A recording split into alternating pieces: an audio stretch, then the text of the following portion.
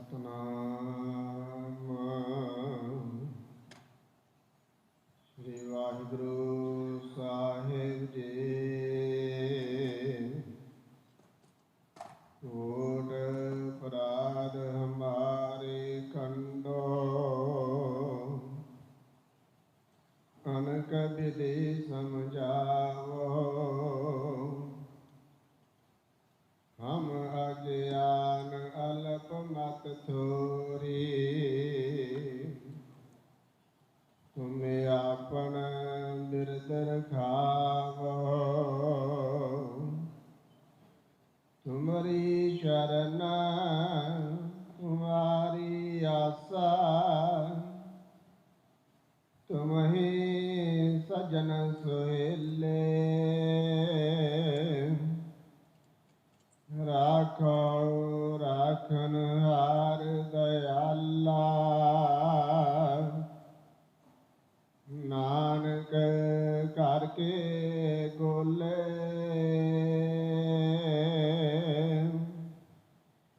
सतनाम श्री वाहिगुरु साहिब जी। महला पहला दास बाल ताना बीस रवण तीसा का सुंदर कहावा। चालीसी पुर हुए 85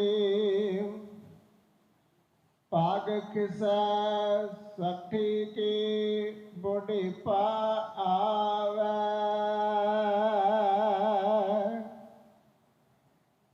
दास बाल ताना 20 रवण तीसा का सुंदर कहावे। 40 पुर हुए 85 पाग खिसा 60 के बुढ़ेपा आवे। 70 का मतहीना 80 का व्यवहार न पावे। 90 का से जासने मूल न जाने आप बल। कंडोल मटूंड न डिठ नानक जग तुए का तबल हारे। 90 का से जासने मूल न जाने आप बल। कंडोल मटूंड डिठ नानक जग तुए का तबल हारे।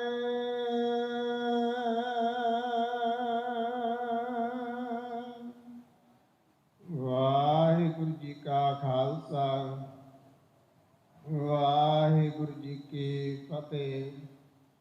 परम सन्मानयोग गुरु रूप गुरु प्यारी गुरु सवारी साध संगत जीओ। आप वड्डिया भागां वाले हो जो साहिबां दी पावन पवित्र हाजूरी विच बैठ के पावन दीवाना दीयां हाजरियां पा रहे हो। आप जी ने भाई साहब भाई सुखविंदर सिंह जी के जथे पासों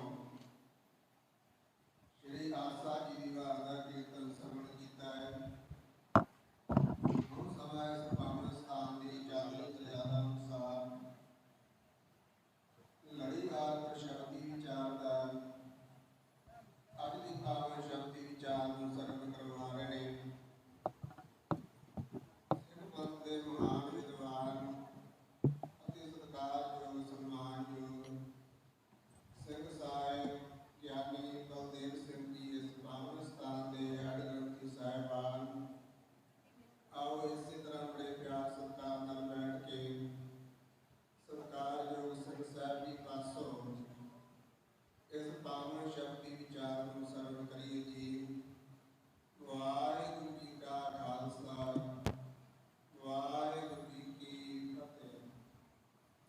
ਸਤਨਾਮ ਵਾਹਿਗੁਰੂ ਜੀ।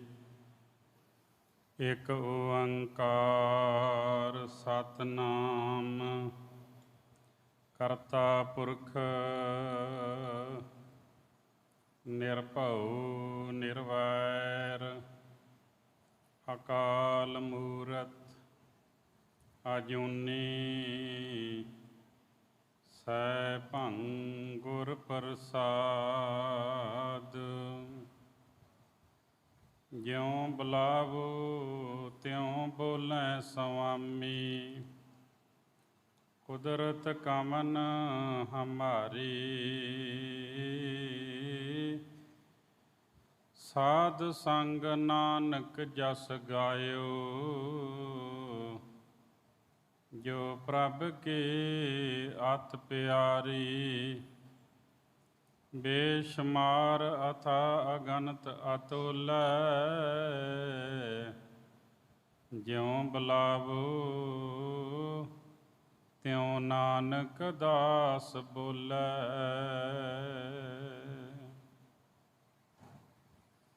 ਜਾਰਾ ਜਹੂਰ ਹਾਜ਼ਰਾ ਹਜੂਰ, ਸਰਬ ਕਲਾ ਭਰਪੂਰ। ਚਵਰ ਛਤਰ ਤਖਤ ਦੇ ਮਾਲਕ, ਦਸਾਂ ਪਾਤਸ਼ਾਹੀਆਂ ਦੀ ਜੋਤ, ਜੁਗੋ ਜੁਗ ਅਟਲ।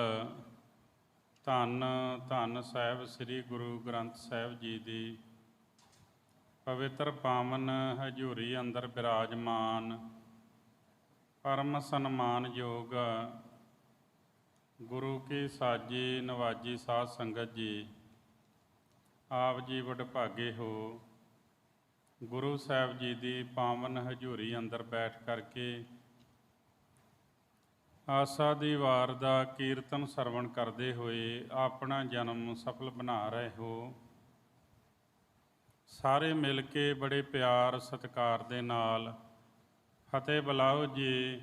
ਵਾਹਿਗੁਰੂ ਜੀ ਕਾ ਖਾਲਸਾ, ਵਾਹਿਗੁਰੂ ਜੀ ਕੀ ਫਤਿਹ।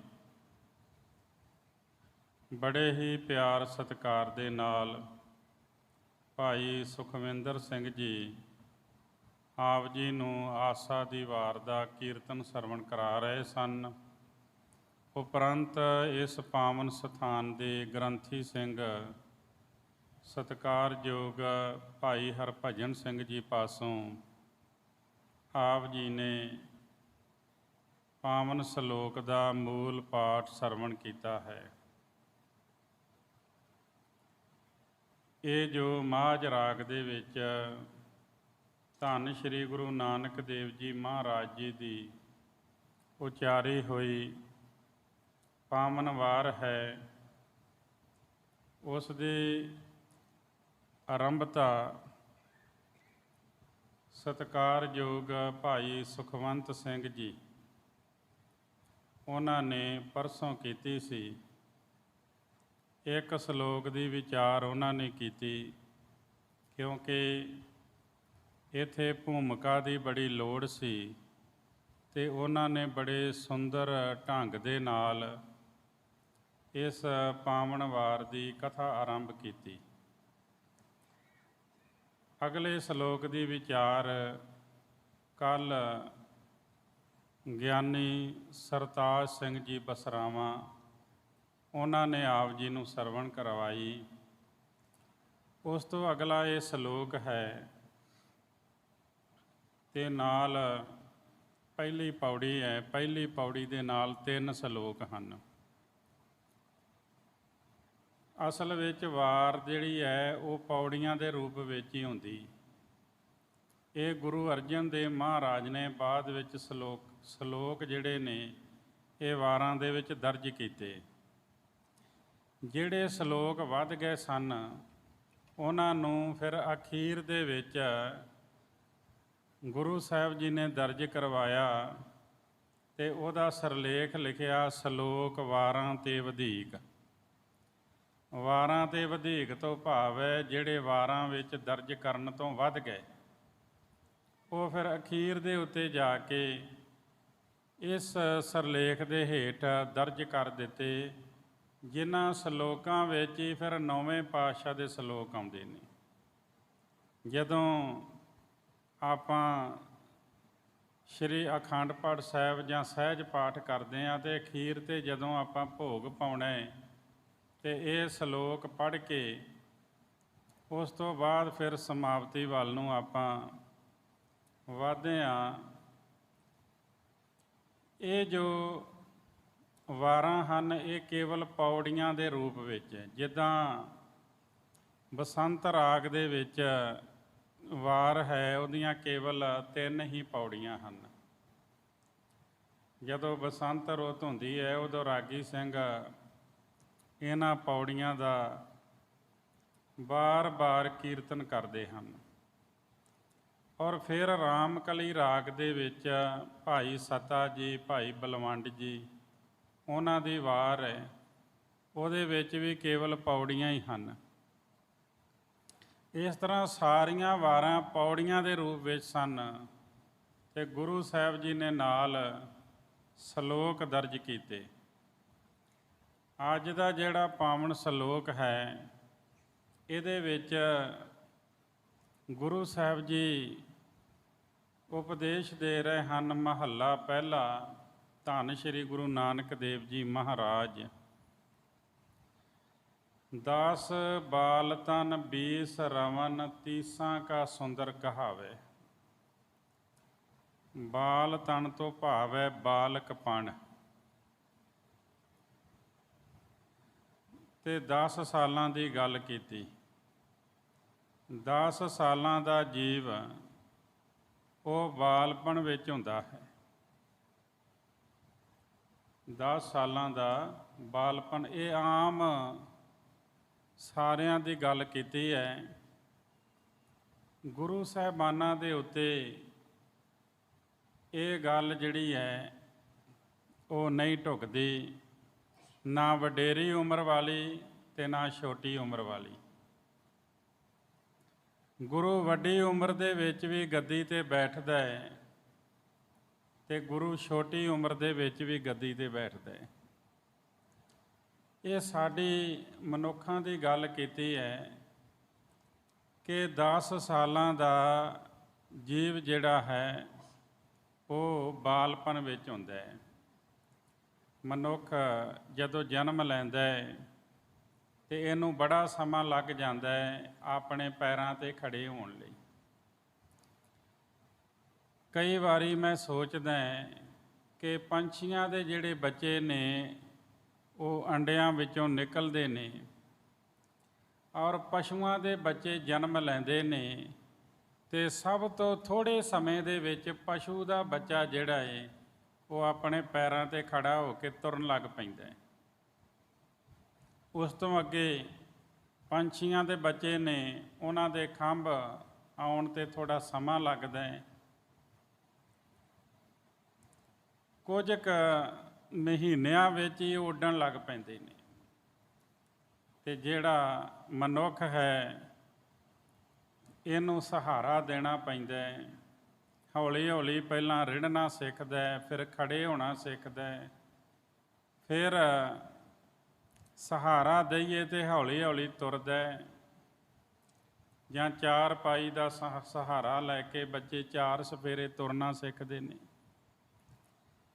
ਅਤੇ ਸਭ ਤੋਂ ਜ਼ਿਆਦਾ ਸਮਾਂ ਜਿਹੜਾ ਹੈ ਉਹ ਮਨੁੱਖ ਦੇ ਬੱਚੇ ਨੂੰ ਲੱਗਦਾ ਹੈ। ਅਤੇ 10 ਸਾਲ ਗੁਰੂ ਸਾਹਿਬ ਕਹਿੰਦੇ ਨੇ ਬਾਲਪਨ ਵਿੱਚ ਹੀ ਇਹਦੇ ਲੰਘ ਜਾਂਦੇ ਨੇ। ਇੱਕ ਥਾਂ 12 ਸਾਲ ਕਹੇ ਹਨ, 12 ਬਰਸ ਬਾਲਪਨ ਬੀਤੇ। 12 ਜਿਹੜੇ ਸਾਲ ਨੇ ਉਹ ਬਚਪਨ ਵਿੱਚ ਹੀ ਬੀਤ ਗਏ। 12 ਸਾਲ ਜਿਹੜੇ ਨੇ ਉਹ ਜਦੋਂ ਬੱਚੇ ਨੂੰ ਕੋਈ ਜ਼ਿਆਦਾ ਸਮਝ ਨਹੀਂ ਹੁੰਦੀ, ਉਸ ਸਮੇਂ ਵਿੱਚ 12 ਸਾਲ ਕਹਿੰਦੇ ਬੀਤ ਗਏ। 20 ਬਰਸ ਕਛ ਤਪ ਨਾ ਕੀਓ। ਅਤੇ ਇਸ ਤੋਂ ਅਗਲੇ ਜਿਹੜੇ 20 ਸਾਲ ਹੈ ਉਹਦੇ ਵਿੱਚ ਵੀ ਬੰਦੇ ਨੇ ਕੋਈ ਜਪ ਤਪ ਭਗਤੀ ਨਹੀਂ ਕੀਤੀ। ਹੋਰਨਾਂ ਗੱਲਾਂ ਵੱਲ ਇਹਦਾ ਮਨ ਖਿੱਚਿਆ ਗਿਆ। ਜਿਸ ਤਰ੍ਹਾਂ ਪਿਛੇ ਸ਼ਲੋਕ ਦੇ ਵਿੱਚ ਸਮਝਾਇਆ ਵੀ ਸਾਰੀ ਉਮਰ ਇੱਦਾਂ ਹੀ ਗਵਾ ਗਿਆ। ਕਿੱਦਾਂ ਗਵਾ ਗਿਆ? ਜਦੋਂ ਜਨਮ ਲਿਆ ਮਾਂ ਦੇ ਦੁੱਧ ਨਾਲ ਪਿਆਰ ਹੋ ਗਿਆ, ਕਿਉਂਕਿ ਰੋਂਦੇ ਨੂੰ ਜਦੋਂ ਮਾਂ ਨੇ ਦੁੱਧ ਪਿਆਇਆ ਤੇ ਦੁੱਧ ਨਾਲ ਪਿਆਰ ਹੋ ਗਿਆ। ਫਿਰ ਮਾਂ ਪਿਓ ਨੂੰ ਪਛਾਣਿਆ, ਰਿਸ਼ਤੇਦਾਰ ਪਛਾਣੇ, ਖੇਡਣ ਵਿੱਚ ਸੁਰਤ ਲੱਗ ਗਈ, ਫਿਰ ਖਾਣ ਪੀਣ ਵਾਲੇ ਪਦਾਰਥਾਂ ਵਿੱਚ ਜੁੜ ਗਿਆ, ਫਿਰ ਵਿਕਾਰਾਂ ਨੇ ਇਹਦੇ ਉੱਤੇ ਪ੍ਰਭਾਵ ਪਾ ਲਿਆ, ਤੇ ਫਿਰ ਮਾਪਿਆਂ ਨੇ ਇਹਦਾ ਵਿਆਹ ਆਨੰਦ ਕਾਰਜ ਕਰ ਦਿੱਤਾ, ਪਰਿਵਾਰ ਵਧਿਆ, ਬੱਚੇ ਹੋਏ, ਆਮਦਨੀ ਘੱਟ ਤੇ ਖਰਚਾ ਜ਼ਿਆਦਾ। ਇਹਦੇ ਅੰਦਰ ਹੁਣ ਕ੍ਰੋਧ ਉਤਪੰਨ ਹੋਇਆ ਏ। ਬੱਚੇ ਵੱਖਰਾ ਖਰਚਾ ਮੰਗਦੇ, ਘਰ ਵਾਲੀ ਵੱਖਰਾ ਕਹਿੰਦੀ ਮੈਨੂੰ ਇਹ ਖਰਚਾ ਚਾਹੀਦਾ, ਤੇ ਕ੍ਰੋਧ ਆ ਗਿਆ ਬੰਦੇ ਦੇ ਅੰਦਰ। ਕਾਮ ਵਾਸ਼ਨਾ ਪਹਿਲੇ ਹੀ ਕ੍ਰੋਧ ਨਾਲ ਰਲ ਗਿਆ, ਤੇ ਕਾਮ ਕ੍ਰੋਧ ਕਾਇਆ ਕੋ ਗੱਲ ਹੈ, ਜਿਉਂ ਕੰਚਨ ਸੁਹਾਗਾ ਢਾਲੇ। ਤੇ ਫਿਰ ਇਹਦਾ ਸਰੀਰ ਕਮਜ਼ੋਰ ਹੋਣਾ ਸ਼ੁਰੂ ਹੋ ਗਿਆ, ਵਿਕਾਰਾਂ ਦੇ ਢਹਿ ਚੜ੍ਹ ਗਿਆ। ਇੱਕ ਸਮਾਂ ਆਇਆ ਵੀ ਫਿਰ ਮੰਜੇ ਦੇ ਉੱਤੇ ਹੀ ਬਹਿ ਗਿਆ। ਨਵੇਂ ਕਾ ਸੇ ਜਾਸਨੀ ਮੂਲ ਨਾ ਜਾਣੇ, ਆਪ ਵਾਲੇ ਗੱਲ ਗੁਰੂ ਸਾਹਿਬ ਜੀ ਸਮਝਾਉਣਗੇ। ਕਹਿੰਦੇ ਕਿ ਦੇਖੋ ਬੰਦਾ ਜਿਹੜਾ ਹੈ ਉਹ ਸਾਰੀ ਉਮਰ ਆਪਣੀ ਇੱਦਾਂ ਹੀ ਗਵਾ ਦਿੰਦਾ ਹੈ। ਧੌਲੇ ਆ ਗਏ, ਵਾਲ ਜਿਹੜੇ ਸਨ ਉਹ ਕਾਲੇ, ਜਿਹੜੇ ਸਨ ਉਹ ਚਿੱਟੇ ਹੋ ਗਏ, ਤੇ ਸਾਹ ਰੁਕ ਰੁਕ ਕੇ ਆਉਣ ਲੱਗ ਪਏ। ਇਹ ਬੰਦੇ ਦੀ ਸਾਰੀ ਉਮਰ ਦਾ ਨਕਸ਼ਾ ਖਿੱਚੇ। ਇੱਕ ਦਿਨ ਆਇਆ ਤੇ ਇਹਦਾ ਸਰੀਰ ਮਿੱਟੀ ਹੋ ਗਿਆ, ਆਤਮਾ ਡਾਰੀ ਮਾਰ ਗਈ। ਪਰਿਵਾਰ ਨੇ ਚੱਕਿਆ, ਰਿਸ਼ਤੇਦਾਰ ਨਾਲ ਮਿਲੇ, ਤੇ ਸ਼ਮਸ਼ਾਨ ਭੂਮੀ ਵਿੱਚ ਲਿਜਾ ਕੇ ਅਗਨ ਭੇਟ ਕਰ ਦਿੱਤਾ, ਦਾਹ ਸੰਸਕਾਰ ਕਰ ਦਿੱਤਾ। ਇਹ ਸਾਡੇ 4 ਸੰਸਕਾਰ ਨੇ ਜਿਹੜੇ, ਉਹਨਾਂ ਦੇ ਵਿੱਚੋਂ ਅਖੀਰਲਾ ਸੰਸਕਾਰ ਹੈ ਅੰਤਮ ਸੰਸਕਾਰ। ਦਾਹ ਸੰਸਕਾਰ ਹੋ ਗਿਆ। ਕਹਿੰਦੇ ਆਇਆ ਤੇ ਚਲੇ ਗਿਆ, ਤੇ ਇਹਦਾ ਨਾਮ ਹੀ ਮਿਟ ਗਿਆ। ਦੇਖਿਆ ਜਦੋਂ ਕੋਈ ਰਾਜਾ ਜਾਂਦਾ ਸੀ ਤੇ ਉਹਦਾ ਪੁੱਤਰ ਗੱਦੀ ਤੇ ਬਹਿੰਦਾ ਸੀ, ਤੇ ਉਹ ਫਿਰ ਆਪਣੇ ਨਾਂ ਦੇ ਸਿੱਕੇ ਚਲਾਉਂਦਾ ਸੀ। ਪਹਿਲੇ ਜ਼ਬਤ ਕਰ ਲਏ ਜਾਂਦੇ ਸਨ, ਪਹਿਲੇ ਜ਼ਬਤ ਕਰ ਲਏ ਜਾਂਦੇ ਸਨ, ਤੇ ਫਿਰ ਆਪਣੇ ਨਾਂ ਦੇ। ਥੋੜ੍ਹੀ ਜਿਹੀ ਉਦਾਹਰਨ ਪਿਛਲੇ ਸਮੇਂ ਵਿੱਚ ਵੀ ਆਪਾਂ ਨੂੰ ਮਿਲੀ ਹੈ। ਜਦੋਂ ਨੋਟਬੰਦੀ ਹੋਈ, ਪੁਰਾਣੇ ਨੋਟ ਜਮ੍ਹਾਂ ਕਰ ਲਏ ਤੇ ਨਵੇਂ ਚਲਾ ਦਿੱਤੇ। ਉਹਦਾ ਭਾਵ ਇਹ ਸੀ ਵੀ ਜਦੋਂ ਮੈਂ ਸਰਕਾਰ ਚਲਾਉਂਦਾ ਸੀ ਉਦੋਂ ਨੋਟ ਚੱਲੇ ਨੇ। ਇਸ ਤਰ੍ਹਾਂ ਰਾਜੇ ਕਰਦੇ ਸਨ। ਪਿੱਛੇ ਪਿਓ ਮਰਿਆ, ਉਹਦੇ ਨਾਂ ਦੇ ਸਿੱਕੇ ਜਮ੍ਹਾਂ ਕਰ ਲੈਂਦੇ ਸਨ, ਨਵੇਂ ਆਪਣੇ ਨਾਂ ਦੇ ਚਲਾਉਂਦੇ ਸਨ। ਇਸ ਤਰ੍ਹਾਂ ਬੰਦੇ ਦੀ ਇਹ ਉਮਰ ਹੈ, ਇਸ ਤਰ੍ਹਾਂ ਬੀਤਦੀ ਹੈ। ਪਰ ਸ਼ੁਰੂ ਤੋਂ ਗੁਰੂ ਸਾਹਿਬ ਕਹਿੰਦੇ 10-12 ਸਾਲ ਜਿਹੜੇ ਨੇ ਉਹ ਬਚਪਨ ਵਿੱਚ ਬੀਤ ਗਏ। ਜਿਹੜੇ ਅੱਗੇ 20 ਸਾਲ ਨੇ, 12 ਤੇ 20 32 ਸਾਲਾਂ ਤੱਕ ਕੋਈ ਜਪ ਤਪ ਭਗਤੀ ਨਾ ਕੀਤੀ, ਜਵਾਨੀ ਦੇ ਨਸ਼ੇ ਵਿੱਚ ਹੀ ਮਸਤ ਰਿਹਾ। ਕਹਿੰਦੇ ਬੰਦਾ ਕਿਸੇ ਨੂੰ ਵੇਖਦਾ ਨਾ ਵੀ ਇਹਨੇ ਨਸ਼ਾ ਕੀਤਾ ਹੈ, ਤੇ ਇਹਦੇ ਪੈਰ ਜਿਹੜੇ ਨੇ ਲੜ ਖੜਾ ਰਹੇ ਨੇ, ਤੇ ਬੜੀ ਨਫ਼ਰਤ ਜੀ ਕਰਦਾ ਹੈ। ਕਹਿੰਦਾ ਇਹਦਾ ਤੇ ਕੰਮ ਹੀ ਇਹ ਹੈ ਕਿ ਨਸ਼ਾ ਹੀ ਕਰਦਾ ਰਹਿੰਦਾ ਹੈ। ਕਿਸੇ ਨੇ ਪੁੱਛਿਆ ਵੀ ਤੁਸੀਂ ਤੇ ਨਹੀਂ ਕਰਦੇ? ਕਹਿੰਦਾ ਅਸੀਂ ਨਾ ਰੋਟੀ ਖਾਣ ਲੱਗਿਆਂ ਥੋੜ੍ਹਾ ਜਿਹਾ ਕਰ ਲਈਦਾ। ਨਫ਼ਰਤ ਕਰਨੀ ਸੀ ਨਸ਼ੇ ਤੋਂ, ਨਫ਼ਰਤ ਕੀਤੀ ਨਸ਼ਾ ਕਰਨ ਵਾਲੇ ਨੂੰ। ਜੇ ਤੂੰ ਨਸ਼ੇ ਤੋਂ ਨਫ਼ਰਤ ਕਰਦਾ ਹੁੰਦਾ ਤੇ ਫਿਰ ਇਹ ਗੱਲ ਨਾ ਕਹਿੰਦਾ ਵੀ ਰੋਟੀ ਖਾਣ ਤੋਂ ਪਹਿਲਾਂ ਥੋੜ੍ਹਾ ਜਿਹਾ ਕਰ ਲੈਂਦੇ ਹਾਂ। ਫਿਰ ਤੈਨੂੰ ਲੋੜ ਹੀ ਨਾ ਰਹਿੰਦੀ। ਜਦੋਂ ਗੁਰੂ ਨਾਨਕ ਦੇਵ ਜੀ ਮਹਾਰਾਜ ਬਾਬਰ ਦੇ ਕੈਦਖਾਨੇ ਵਿੱਚ ਗਏ ਤੇ ਉੱਥੇ ਫਿਰ ਗੁਰੂ ਸਾਹਿਬ ਜੀ ਨੇ ਸਾਰੇ ਕੈਦੀ ਰਿਹਾ ਕਰਵਾਏ ਸਨ। ਫਿਰ ਬਾਬਰ ਆਪਣੇ ਮਹਿਲਾਂ 'ਚ ਲੈ ਗਿਆ, ਹੌਜ ਸ਼ਰਾਬ ਦਾ ਭਰਿਆ ਹੈ, ਤੇ ਕਹਿੰਦੇ ਥੋੜ੍ਹਾ ਜਿਹਾ ਇਹ ਪਾਕ ਜਲ ਹੈ, ਕਹਿੰਦਾ ਪਵਿੱਤਰ ਜਲ ਹੈ। ਬਾਬਰ ਕਹਿੰਦਾ ਥੋੜ੍ਹਾ ਜਿਹਾ ਪੀ ਲਓ। ਗੁਰੂ ਸਾਹਿਬ ਕਹਿੰਦੇ ਕੀ ਹੋਏਗਾ ਇਹਦੇ ਪੀਤਿਆਂ? ਕਹਿੰਦੇ ਇਹਦੇ ਪੀਤਿਆਂ ਨਾਲ ਖਮਾਰੀ ਜੀ ਆ ਜਾਏਗੀ, ਹੁਲਾਰਾ ਆਏਗਾ। ਕਹਿੰਦੇ ਕਿੰਨਾ ਚਿਰ ਰਹੇਗਾ? ਕਹਿੰਦੇ ਸਵੇਰ ਹੁੰਦਿਆਂ ਉਤਰ ਜਾਏਗਾ। ਤੇ ਗੁਰੂ ਸਾਹਿਬ ਕਹਿੰਦੇ ਫਿਰ ਐਸਾ ਨਸ਼ਾ ਕਿਉਂ ਨਹੀਂ ਪੀਂਦਾ ਜਿਹੜਾ ਇੱਕ ਵਾਰੀ ਪੀਤਿਆਂ ਮੁੜ ਕੇ ਲੋੜ ਹੀ ਨਾ ਪਵੇ? ਕਹਿੰਦਾ ਉਹ ਕਿਹੜਾ ਨਸ਼ਾ ਹੈ? ਤੇ ਸਾਹਿਬ ਜੀ ਕਹਿੰਦੇ ਉਹ ਹੈ ਨਾਮ ਦਾ ਨਸ਼ਾ, ਨਾਮ ਦੀ ਖਮਾਰੀ। 100 ਸਾਖੀ ਵਾਲੇ ਨੇ ਦੁਨਿਆਵੀ ਨਸ਼ਿਆਂ ਦਾ ਜ਼ਿਕਰ ਕਰਕੇ ਫਿਰ ਲਿਖਿਆ ਉਤਰ ਜਾਏ ਪ੍ਰਭਾਤ। ਤੇ ਅੱਗੇ ਉਹਨੇ ਆਖਿਆ ਨਾਮ ਖੁਮਾਰੀ ਨਾਨਕਾ ਚੜ੍ਹੀ ਰਹੇ ਦਿਨ ਰਾਤ। ਇਹ 100 ਸਾਖੀ ਵਾਲਾ ਲਿਖਦਾ ਹੈ। ਇਹ ਗੁਰਬਾਣੀ ਨਹੀਂ ਹੈ, ਪਰ ਭੁਲੇਖਾ ਜਿਹਾ ਪੈਂਦਾ ਵੀ ਇਹ ਗੁਰਬਾਣੀ ਦੀ ਤੁਕ ਹੈ। ਕਹਿੰਦੇ ਨਾਮ ਦੀ ਖੁਮਾਰੀ ਐਸੀ ਹੈ ਜਿਹੜੀ ਫਿਰ ਦਿਨ ਰਾਤ ਚੜ੍ਹੀ ਰਹਿੰਦੀ ਹੈ, ਫਿਰ ਉਤਰਦੀ ਨਹੀਂ ਹੈ।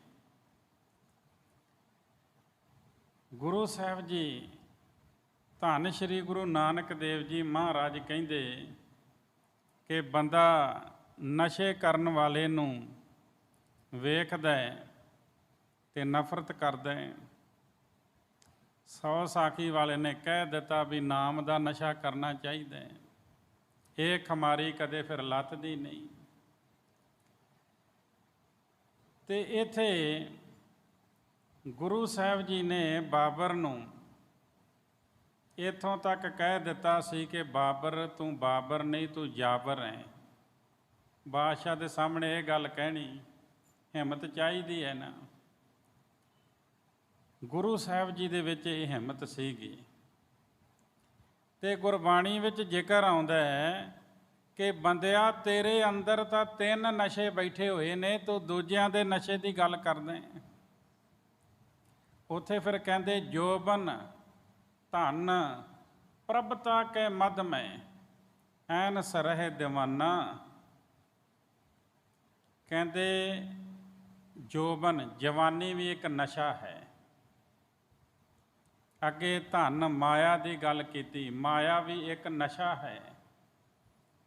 ਫਿਰ ਕਹਿੰਦੇ ਪ੍ਰਭਤਾ, ਜਿਹਨੂੰ ਕਹਿੰਦੇ ਨੇ ਇੱਕ ਉੱਚਾ ਅਹੁਦਾ, ਚੌਧਰਤਾ, ਕੁਰਸੀ ਕਹਿ ਲਓ। ਜਿਸ ਬੰਦੇ ਦੇ ਕੋਲ ਉੱਚਾ ਅਹੁਦਾ ਹੋਵੇ ਉਹਨੂੰ ਵੀ ਇੱਕ ਉੱਚੇ ਅਹੁਦੇ ਦਾ ਨਸ਼ਾ ਹੁੰਦਾ ਹੈ। ਤੁਸੀਂ ਨੌਕਰ ਨੂੰ ਘਰ ਦੇ ਸਾਰੇ ਤਾਲਿਆਂ ਦੀ ਚਾਬੀ ਦੇ ਦਿਓ, ਉਹਨੂੰ ਵੀ ਇੱਕ ਨਸ਼ਾ ਹੋ ਜਾਏਗਾ। ਕਿਸੇ ਨੇ ਨੌਕਰ ਤੋਂ ਚਾਬੀਆਂ ਲੈ ਲਈਆਂ ਤੇ ਉਹ ਕਹਿੰਦਾ ਵੀ ਕੱਲ੍ਹ ਤੋਂ ਮੈਂ ਨੌਕਰੀ ਛੱਡੀ। ਕਹਿੰਦੇ ਕੀ ਗੱਲ ਹੋ ਗਈ? ਤਨਖਾਹ ਵਧਾ ਦਈਏ ਜੇ ਘੱਟ ਹੈ।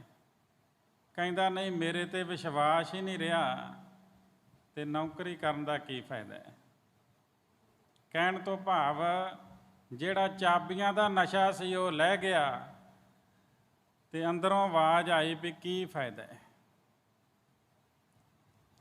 ਬੰਦਾ ਇਹ 3 ਤਰ੍ਹਾਂ ਦੇ ਨਸ਼ੇ ਹਮੇਸ਼ਾ ਪਾਲਦਾ ਹੈ, ਜਵਾਨੀ ਦਾ, ਧਨ ਦਾ ਤੇ ਚੌਧਰਤਾ ਦਾ। ਕਹਿੰਦੇ ਪਹਿਲਾਂ ਆਪਣੇ ਅੰਦਰ ਧਿਆਨ ਮਾਰ ਤੇ ਫਿਰ ਦੂਜੇ ਦੇ ਨਾਲ ਗੱਲ ਕਰ। ਇੱਕ ਉਂਗਲ ਤੁਸੀਂ ਕਿਸੇ ਵੱਲ ਕਰੋਗੇ, ਜਦੋਂ ਅਸੀਂ ਉਂਗਲ ਕਰਦੇ ਨਾ ਇੱਦਾਂ ਐਂ ਕਰਕੇ, ਤੇ 3 ਆਟੋਮੈਟਿਕ ਹੀ ਆਪਣੇ ਵੱਲ ਹੋ ਜਾਂਦੀਆਂ। ਕਹਿੰਦੇ ਪਹਿਲਾਂ ਮਨ ਕਰਕੇ, ਕਰਮਾਂ ਕਰਕੇ, ਬਚਨਾ ਕਰਕੇ ਇਹ ਦੇਖ ਵੀ ਤੂੰ ਸਹੀ ਹੈ, ਫਿਰ ਦੂਜੇ ਵੱਲ ਉਂਗਲ ਕਰ। ਜੇ ਨਹੀਂ ਹੈ ਤੇ ਪਹਿਲਾਂ ਆਪਣੇ ਆਪ ਨੂੰ ਸੁਧਾਰ। ਬੰਦੇ ਦੇ 32 ਸਾਲ ਇੱਦਾਂ ਹੀ ਗੁਜ਼ਰ ਗਏ, ਪਰਮਾਤਮਾ ਦਾ ਨਾਮ ਹੀ ਨਹੀਂ ਜਪਿਆ। ਪ੍ਰਭੂ ਦੇ ਨਾਲ ਜੁੜਿਆ ਹੀ ਨਹੀਂ।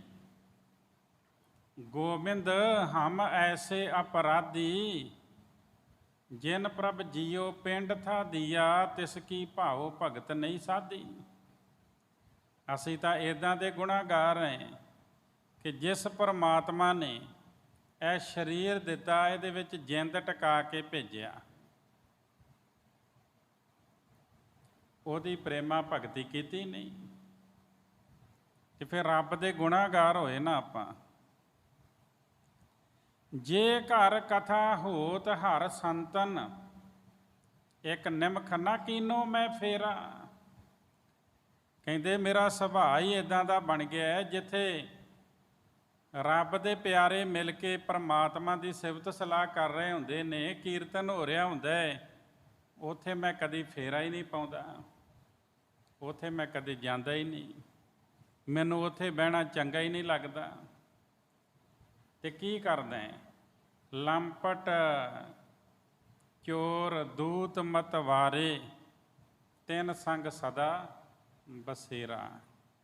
ਗਲਤ ਬੰਦਿਆਂ ਦੇ ਨਾਲ ਮੈਂ ਸੰਗਤ ਕਰਦੀ ਹੈ। ਕੋ ਸੰਗਤ ਵਿੱਚ ਬਹਿ ਕੇ ਮੇਰਾ ਮਨ ਖੁਸ਼ ਹੁੰਦਾ ਹੈ, ਐਸਾ ਮੈਂ ਗੁਨਹਗਾਰ ਹਾਂ, ਤੇਰਾ ਨਾਮ ਤੇ ਜਪੇ ਹੀ ਨਹੀਂ। ਅੱਗੇ ਫਿਰ ਆਖਦੇ ਨੇ, ਜਿਹੜਾ ਆਪਾਂ ਸ਼ਬਦ ਫਰਮਾਨ ਲਿਆ ਸੀ, 12 ਬਰਸ ਬਾਲਪਣ ਬੀਤੇ, 20 ਬਰਸ ਕਛ ਤਪ ਨਾ ਕੀਓ, 30 ਬਰਸ ਕਛ ਦੇਵ ਨਾ ਪੂਜਾ।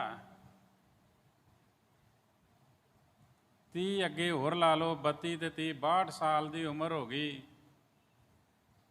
ਦੇਵ ਨਾ ਪੂਜਾ, ਪਰਮਾਤਮਾ ਨੂੰ ਰਾਧਿਆ ਹੀ ਨਹੀਂ।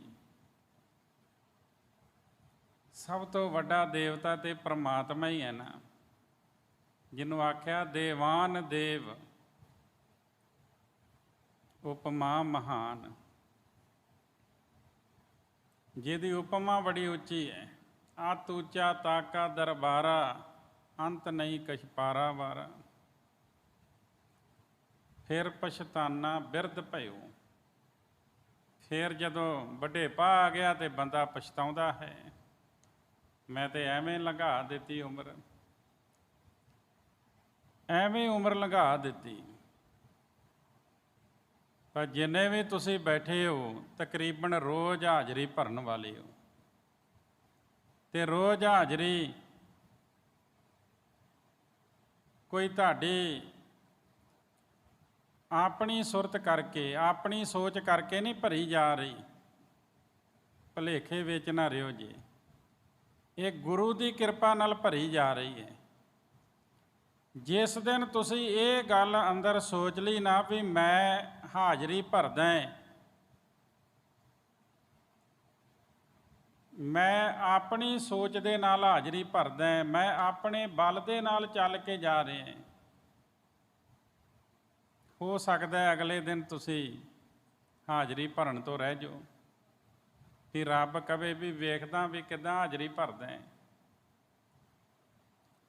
ਉਹ ਕੋਈ ਖੁਦਾ ਦਾ ਨਾਂ ਲੈਂਦਾ ਸੀ ਨਾ, ਕਿਸੇ ਨੇ ਤੋੜਨ ਦਾ ਯਤਨ ਕੀਤਾ, ਕਹਿੰਦਾ ਕੀ ਫਾਇਦਾ ਹੈ ਅੱਲਾ ਅੱਲਾ ਕਹਿਣ ਦਾ, ਅੱਗੋਂ ਕਦੀ ਜਵਾਬ ਆਉਂਦਾ? ਬੜੇ ਦਿਨ ਲੱਗ ਗਏ ਉਹਨੂੰ, ਇੱਕ ਦਿਨ ਉਹ ਕਾਮਯਾਬ ਹੋ ਗਿਆ।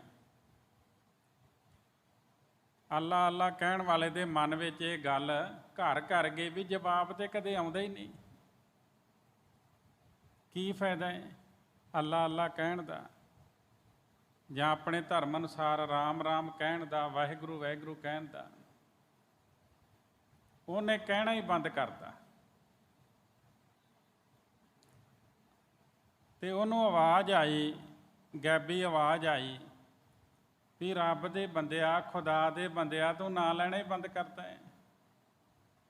ਉਹ ਕਹਿੰਦਾ ਕੀ ਫਾਇਦਾ, ਅੱਗੋਂ ਜਵਾਬ ਤੇ ਕਦੇ ਆਇਆ ਨਹੀਂ।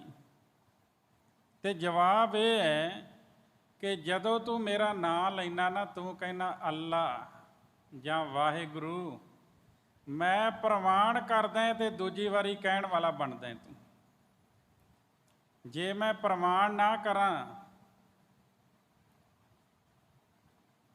ਤੇਰਾ ਮੇਰਾ ਨਾਂ ਜਪਣਾ ਮੈਨੂੰ ਪ੍ਰਮਾਣ ਨਾ ਹੋਵੇ ਤੇ ਤੂੰ ਦੂਜੀ ਵਾਰੀ ਕਹਿ ਹੀ ਨਹੀਂ ਸਕਦਾ। ਮੈਂ ਸਤਾ ਹੀ ਖੋਹ ਲੈਣੀ ਹੈ ਜੇ ਮੈਨੂੰ ਪ੍ਰਮਾਣ ਨਾ ਹੋਵੇ। ਮੈਂ ਪ੍ਰਮਾਣ ਕਰਦਾ ਤੇ ਫਿਰ ਦੂਜੀ ਵਾਰੀ ਤੂੰ ਕਹਿੰਦਾ ਵਾਹਿਗੁਰੂ। ਤੇ ਇਸ ਵਾਸਤੇ ਭਾਈ ਊਠਤ ਬੈਠਤ ਸੋਵਤ ਧਿਆਈਐ, ਮਾਰਗ ਚਲਤ ਹਰੇ ਹਰ ਗਾਈਐ, ਹਮੇਸ਼ਾ ਜਪਣਾ ਚਾਹੀਦਾ। ਅਸੀਂ ਤੇ ਉਹਦਾ ਧੰਨਵਾਦ ਕਰ ਹੀ ਨਹੀਂ ਸਕਦੇ ਜਿੰਨੇ ਉਹਨੇ ਉਪਕਾਰ ਕੀਤੇ ਸਾਡੇ ਉੱਤੇ। ਸੁਖਮਨੀ ਸਾਹਿਬ ਦੀ ਬਾਣੀ ਵਿੱਚ ਗੁਰੂ ਸਾਹਿਬ ਨੇ ਸਾਨੂੰ ਦੱਸਿਆ, ਚੇਤੇ ਕਰਾਇਆ, ਜੇ ਪ੍ਰਸਾਦ ਛਤੀ ਅੰਮ੍ਰਿਤ ਖਾਏ ਤਿਸ ਠਾਕੁਰ ਕੋ ਰਖ ਮਨ ਮਾਏ। ਜੇ ਪ੍ਰਸਾਦ ਪਾਟ ਪਟੰਬਰ ਹੰਢਾਵੈ ਤਿਸ ਕੋ ਸਿਮਰਤ ਪਰਮਗਤ ਪਾਵੈ। ਜੇ ਪ੍ਰਸਾਦ ਬਸੈ ਸੁਖ ਮੰਦਰ ਤਿਸੇ ਧਿਆਏ ਸਦਾ ਮਨ ਅੰਦਰ। ਕੇਵਲ ਇਹ 3 ਪੰਕਤੀਆਂ ਮੈਂ ਤਾਂ ਲਈਆਂ ਵੀ ਰੋਟੀ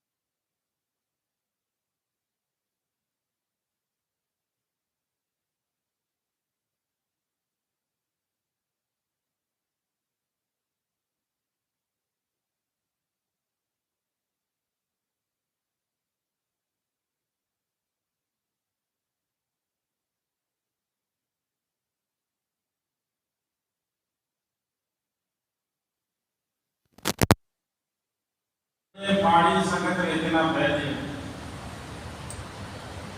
ਜਿਹੜੇ ਭਲੇ ਪੁਰਸ਼ ਨਾਮ ਜਪਣ ਵਾਲੇ ਨੇ ਤੁਹਾਨੂੰ ਨਾਮ ਜਪਣ ਵਾਸਤੇ ਪ੍ਰੇਰਨਾ ਦੇਣਗੇ, ਤੇ ਜਿਹੜੇ ਜੂਆ ਖੇਡਣ ਵਾਲੇ ਹੋਏ ਉਹਨਾਂ ਕਹਿਣਾ ਵੀ ਜੂਆ ਖੇਡਣਾ ਬੜੀ ਚੰਗੀ ਗੱਲ ਹੈ, ਹੋ ਸਕਦਾ ਤੂੰ ਬਾਜੀ ਜਿੱਤ ਜਾਵੇਂ ਤੇ ਮਾਲਾ ਮਾਲ ਹੋ ਜਾਏ, ਆ ਸਾਡੇ ਨਾਲ ਬਹਿ ਕੇ ਖੇਡ।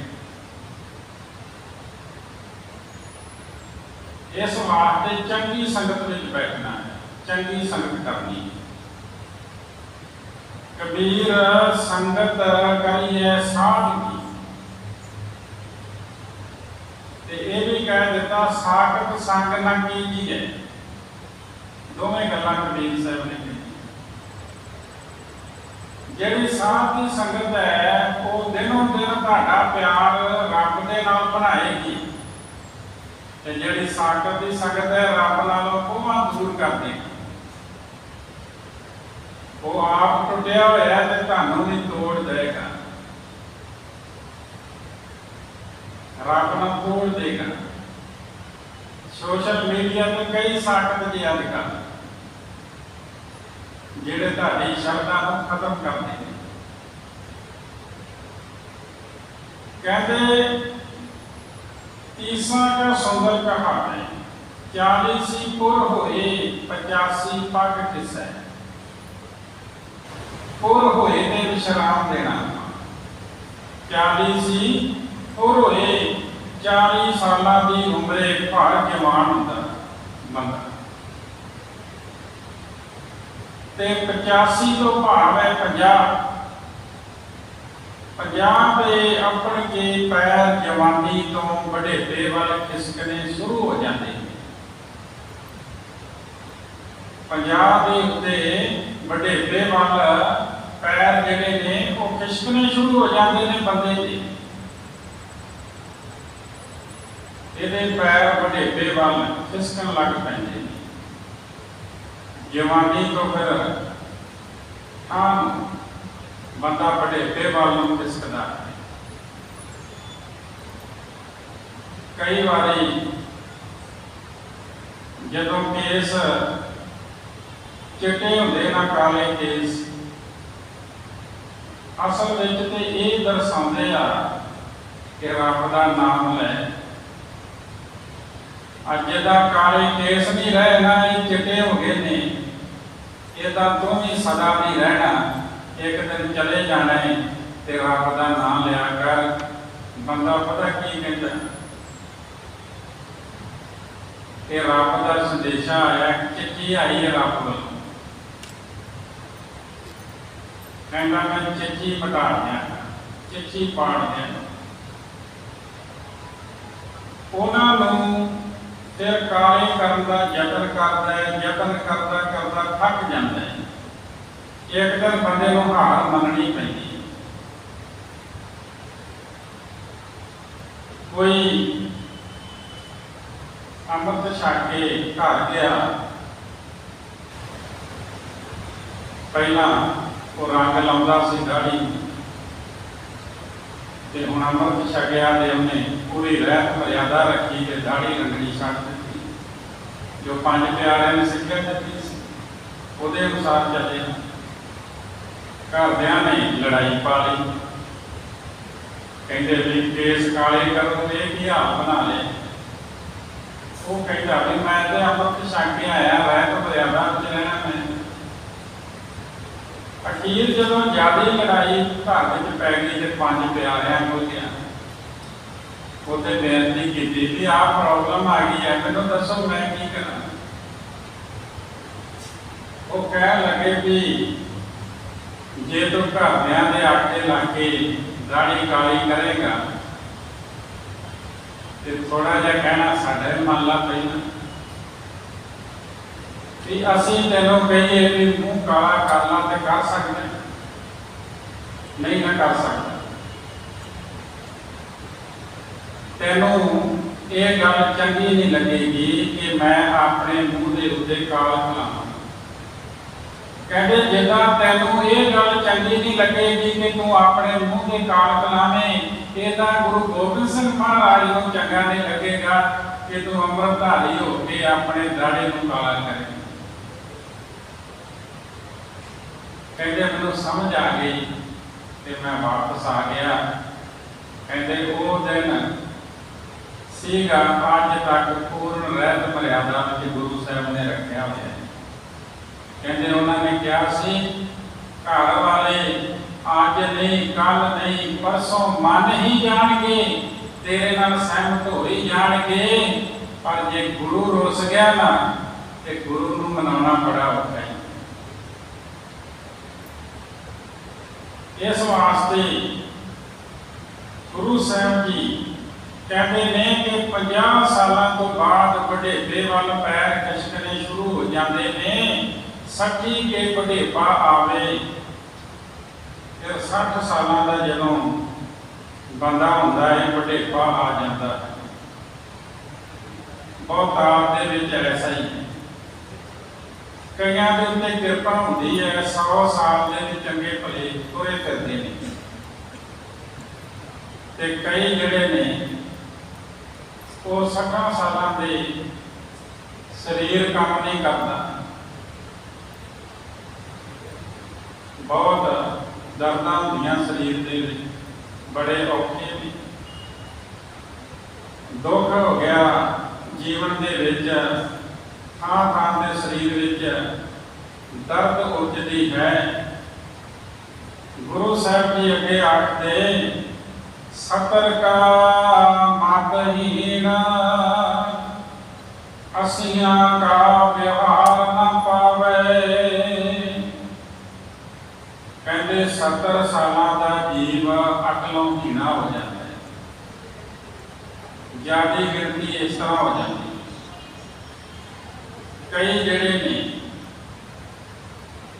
ਉਹ 100 ਸਾਲ ਤੱਕ ਪਹੁੰਚ ਕੇ ਵੀ ਬੜੀ ਅਕਲ ਦੀਆਂ ਗੱਲਾਂ ਕਰਦੇ, ਪਰ ਗੁਰੂ ਸਾਹਿਬ ਕਹਿੰਦੇ ਗੁਰਮੁਖ ਕੋਈ ਵਿਰਲਾ। ਜਿੱਦਾਂ ਗੁਰਮੁਖ ਕੋਈ ਵਿਰਲਾ ਹੈ ਨਾ, ਇਹ ਤਾਂ ਵੱਡੀ ਉਮਰ ਦੇ ਸਿਆਣੇ ਵੀ ਵਿਰਲੇ ਵਿਰਲੇ ਹਨ, ਜਿਨ੍ਹਾਂ ਦਾ ਦਿਮਾਗ ਪੂਰੀ ਤਰ੍ਹਾਂ ਉਸ ਸਮੇਂ ਲਈ ਕੰਮ ਕਰ ਰਿਹਾ ਹੈ। ਉਮਰ ਭਾਵੇਂ 90 ਸਾਲ ਹੋ ਗਈ, 100 ਸਾਲ ਹੋ ਗਿਆ, ਪਰ ਬਹੁਤਾਤ ਦੇ ਵਿੱਚ ਜੇ ਗੁਰੂ ਸਾਹਿਬ ਨੇ ਲਿਖਿਆ ਹੈ ਕਿ 70 ਕਾ ਮਤਹੀਨ, ਕਿ ਜੋ ਦਿਮਾਗ, ਜੋ ਸੋਚ, ਜੋ ਸਰੀਰ ਤੁਹਾਡਾ ਜਵਾਨੀ ਦੇ ਵਿੱਚ ਵਰਕ ਕਰਦਾ ਹੈ, 40, 50, 60 ਸਾਲ ਤੱਕ ਵਰਕ ਕਰਦਾ ਹੈ, ਅੱਗੇ ਫਿਰ ਹੌਲੀ ਹੌਲੀ ਹਰ ਪੱਖੋਂ ਬੰਦਾ ਕਮਜ਼ੋਰ ਹੋਣਾ ਸ਼ੁਰੂ ਹੋ ਜਾਂਦਾ ਹੈ। ਹਰ ਸਰੀਰ ਦਾ ਅੰਗ ਕਮਜ਼ੋਰ ਹੁੰਦਾ ਜਾਂਦਾ ਹੈ। ਕਈ ਵਾਰੀ ਤੁਸੀਂ ਬਜ਼ੁਰਗਾਂ ਨੂੰ ਦੇਖਿਆ ਹੋਵੇਗਾ, ਉਹ ਗੱਲ ਨੂੰ ਭੁੱਲ ਜਾਂਦੇ ਨੇ ਤੇ ਫਿਰ ਮੱਥੇ ਤੇ ਹੱਥ ਮਾਰ ਕੇ ਕਹਿੰਦੇ ਉਹ ਚੇਤਾ ਹੀ ਨਹੀਂ ਰਿਹਾ, ਤੇ ਕਈ ਵਾਰ ਕਹਿੰਦੇ ਵੀ ਹੁਣ ਗੱਲ ਯਾਦ ਨਹੀਂ ਰਹਿੰਦੀ, ਵਿਸਰ ਜਾਂਦੀ। ਕਿਉਂ ਵਿਸਰ ਜਾਂਦੀ ਹੈ? ਕਹਿੰਦੇ ਉਮਰ ਵਡੇਰੀ ਹੋ ਗਈ ਹੈ ਨਾ। ਜਦੋਂ ਬਜ਼ੁਰਗਾਂ ਕੋਲ ਕਹੋਗੇ ਨਾ, ਫਿਰ ਛੋਟੀਆਂ ਛੋਟੀਆਂ ਗੱਲਾਂ ਕਰਦੇ ਨੇ, ਬੜੀਆਂ ਪਿਆਰ ਵਾਲੀਆਂ, ਤੇ ਉਹ ਇਹੀ ਲੋਚਦੇ ਨੇ ਕਿ ਸਾਡੇ ਕੋਲ ਬੈਠੋ। ਮਾਇਆ ਤੇ ਸਾਰੀ ਉਮਰ ਉਹਨਾਂ ਕਮਾਈ ਹੁੰਦੀ। ਕਈ ਐਸ਼ੋ ਆਰਾਮ ਦੇ ਭੋਗੇ ਹੁੰਦੇ ਨੇ, ਹੁਣ ਤਾਂ ਉਹਨਾਂ ਨੂੰ ਅੱਗੇ ਐਸੀ ਲੋੜ ਹੁੰਦੀ ਕਿ ਸਾਡੇ ਕੋਲ ਬਹਿ ਕੇ ਕੋਈ 2 ਵਚਨ ਸੁਣਾ ਦੇ ਜਾਂ ਸਾਡੇ ਸੁਣੇ। ਅਸੀਆਂ ਦਾ ਜਿਹੜਾ ਹੈ ਕਹਿੰਦੇ ਕੰਮਕਾਰ ਜੋਗਾ ਨਹੀਂ ਰਹਿੰਦਾ। ਕੋਈ ਰਹਿੰਦਾ ਵੀ ਹੈ, ਪਰ ਬਹੁਤ ਗਿਣਤੀ ਦੇ ਵਿੱਚ ਬੰਦਾ ਕੰਮਕਾਰ ਜੋਗਾ ਨਹੀਂ ਰਹਿੰਦਾ। ਫਿਰ ਅੱਗੇ ਨਵੇਂ ਕਾ ਸੇ ਜਾਸਨੀ ਮੂਲ ਨਾ ਜਾਣੇ ਆਪ ਬਲ। 90 ਸਾਲ ਦਾ ਮੰਜੇ ਤੋਂ ਨਹੀਂ ਹਿਲਦਾ। ਸੇ ਜਾਸਨੀ ਕਹਿੰਦੇ ਜਿਹੜਾ ਸੇਜ ਦੇ ਉੱਤੇ ਬੈਠਾ ਰਹੇ, ਕਦੇ ਲੰਮੇ ਪੈ ਗਿਆ, ਕਦੇ ਬਹਿ ਗਿਆ, ਉਹਨੂੰ ਕਹਿੰਦੇ ਨੇ ਸੇ ਜਾਸਨੀ। 90 ਸਾਲਾਂ ਦਾ ਫਿਰ ਸੇਜ ਦੇ ਉੱਤੇ ਹੀ ਹੁੰਦਾ ਹੈ, ਮੰਜੇ ਦੇ ਉੱਤੇ ਹੀ ਹੁੰਦਾ ਹੈ। ਕਹਿੰਦੇ ਆਪਣਾ ਆਪ ਵੀ ਸੰਭਾਲ ਨਹੀਂ ਸਕਦਾ, ਭੂਲ ਨਾ ਜਾਣੇ ਆਪ ਬਲ, ਆਪਣਾ ਆਪ ਵੀ ਸੰਭਾਲ ਨਹੀਂ ਸਕਦਾ। ਫਿਰ ਜੇ ਰੋਟੀ ਕਮਾਉਣੀ ਤੇ ਪਰਿਵਾਰ ਕਮਾਉਂਦਾ, ਜੇ ਨਵੇਂ ਪੈਰ ਨੂੰ ਬਿਠਾਉਣਾ ਮਗਰ ਸਹਾਰਾ ਦੇ ਕੇ ਬਿਠਾਉਂਦੇ ਨੇ, ਕਿਉਂਕਿ ਬਲ ਜਿਹੜਾ ਵਾ ਉਹ ਘਟ ਗਿਆ ਸਰੀਰ ਦੇ ਵਿੱਚ। ਹੁਣ ਐਸੀ ਹਾਲਤ ਹੋ ਗਈ ਹੈ ਤੇ ਗੁਰੂ ਸਾਹਿਬ ਅਖੀਰ ਵਿੱਚ ਕਹਿੰਦੇ ਢੂੰਡਮਾ ਢੰਡੋਲਮ ਢੂੰਡਮ ਡੇਠ ਮੈਂ, ਨਾਨਕ ਜਗ ਧੂਏ ਕਾ ਧਵਲ ਹਰ। ਕਹਿੰਦੇ ਮੈਂ ਢੂੰਡਿਆ, ਮੈਂ ਭਾਲਿਆ ਤੇ ਵੇਖਿਆ ਕਿ ਇਹ ਜਗਤ ਚਿੱਟਾ ਪਲਸਤਰੀ ਮੰਦਰ ਹੈ, ਭਾਵੇਂ ਵੇਖਣ ਨੂੰ ਸੋਹਣਾ ਹੀ ਪਰ ਹੈ ਧੂਏ ਦਾ।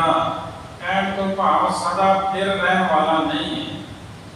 ਇਹ ਜਿਹੜਾ ਜਗਤ ਹੈ ਨਾ, ਇਹ ਸਦਾ ਫਿਰ ਰਹਿਣ ਵਾਲਾ ਨਹੀਂ ਹੈ, ਇਹ ਚਲਾਇਮਾਨ ਹੈ। ਗੁਰੂ ਸਾਹਿਬ ਜੀ ਨੇ ਸ਼ਲੋਕਾਂ ਵਿੱਚ ਕਿਹਾ, ਗੁਰੂ ਤੇਗ ਬਹਾਦਰ ਸਾਹਿਬ ਮਹਾਰਾਜ, ਜੈਸੇ ਜਲ ਤੇ ਬੁੱਧ ਬੁੱਧਾ ਉਪਜੈ ਬਿਨਸੈ ਨੀਤ, ਜਗ ਰਚਨਾ ਤੈਸੇ ਰਚੀ, ਕਹੋ ਨਾਨਕ ਸੁਨ ਮੀਤ। ਜਿੱਦਾਂ ਪਾਣੀ ਦੇ ਉੱਤੇ ਬੁਲਬੁਲਾ ਨਾ, ਇਹਦੇ ਇੱਕ ਸੰਸਾਰ ਦੇ ਜੀਵਾਂ ਦੀ ਮਨਿਆਦ ਹੈ। ਪਤਾ ਨਹੀਂ ਕਦੋਂ ਸਦਾ ਆ ਜਾਂਦਾ ਹੈ ਤੇ ਜੀਵ ਇਸ ਸੰਸਾਰ ਤੋਂ ਤੁਰ ਪੈਂਦਾ ਹੈ। ਇਹ ਸੰਸਾਰ ਜਿਹੜਾ ਹੈ ਇਹਦੀ ਇੰਨੀ ਕੁ ਮਨਿਆਦ ਹੈ ਜਿੰਨੀ ਕੁ ਪਾਣੀ ਦੇ ਉੱਤੇ ਬੁਲਬੁਲੇ ਦੀ ਹੁੰਦੀ ਹੈ। ਮਨੁੱਖਾ ਤੇਰੀ ਇੰਨੀ ਕੁ ਮਨਿਆਦ ਹੈ, ਬੜਾ ਬੜੀਆਂ ਵੱਡੀਆਂ ਵੱਡੀਆਂ ਮਾਰਤ ਹੈ। ਸਤਿਗੁਰੂ ਜੀ ਕਿਰਪਾ ਕਰਨ, ਨਾਮ ਦੀ ਦਾਤ, ਸੇਵਾ ਸੰਬੰਧੀ ਦਾ, ਪਾਵਨ ਦਰ ਦੀ ਹਾਜ਼ਰੀ ਕਰਨ ਦਾ, ਬਾਬਤ ਸ਼ਾਹ ਬਖਸ਼ਿਸ਼ ਕਰਨ। ਆਓ ਬੜੇ ਪਿਆਰ ਸਤਿਕਾਰ ਦੇ ਨਾਲ ਫਤਿਹ ਬੁਲਾਓ। ਵਾਹਿਗੁਰੂ ਜੀ ਕਾ ਖਾਲਸਾ, ਵਾਹਿਗੁਰੂ ਜੀ ਕੀ ਫਤਿਹ।